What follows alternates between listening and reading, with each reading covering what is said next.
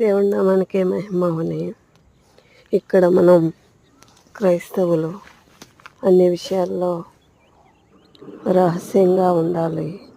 ఎందుకంటే మనకు హాని కలుగుతుంది అన్నప్పుడు మన విషయాలు ఎవరితోనూ షేర్ చేసుకోకూడదు, చెప్పాలి అంతే.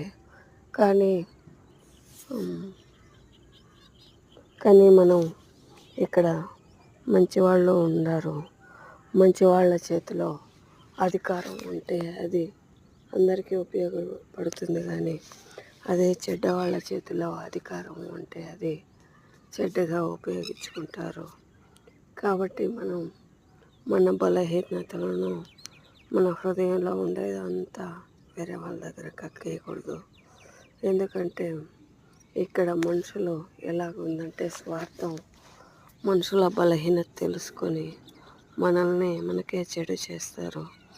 కాబట్టి అందరి దగ్గర మీ హృదయంలో ఉండేది చెప్పేయకండి. దాన్ని ఇంకా హాని కానీ మేలు కాదు.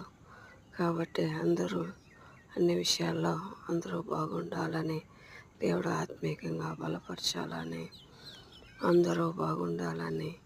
ఇంకెప్పుడైనా పాస్టర్లు పోయేటప్పుడు ఒకరిగా పోవద్దండి ప్లీజ్.